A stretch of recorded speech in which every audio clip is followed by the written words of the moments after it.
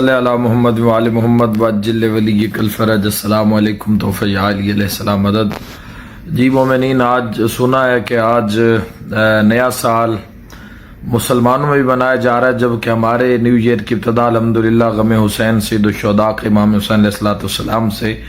یکم محرم الحرام 1441 ہجری کو ہو چکا ہے، لیکن چونکہ ہم دن بدن اپنے آپ کو مغربی عادات میں ڈھالتے جا رہے ہیں جو آپ کے لیے بھی نقصان دہ اور آپ کے بچوں کے لیے بھی۔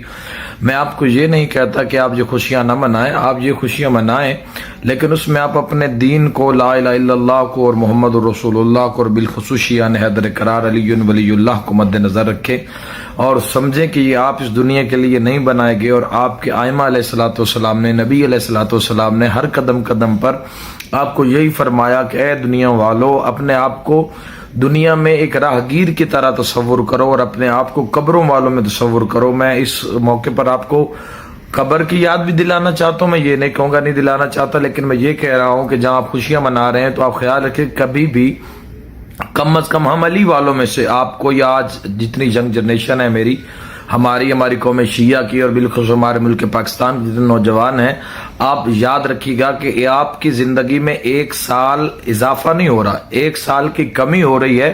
جس کو آپ کو بیٹھ کے یہ حساب کرنا ہے کہ سال میں آپ نے کیا پایا اور کیا کھویا۔ تو آج نہ کہ خوشیاں اور شیطان کی راہ پہ چلنے کی رات ہے، بلکہ آج توبہ و استغفار کی رات ہے۔ جو اگر اس عیسوی کے سال کو اگر مناتے ہیں، ویسے ہم تو سرکار دو عالم حضرت محمد مصطفیٰ صلی اللہ علیہ وآلہ وسلم کے ماننے والے ہیں، تو ہمارا جو سال ہے وہ سن ہجری سے وہ الحمدللہ 1441 ہجری یکم محرم الحرام سے شروع ہو چکا ہے۔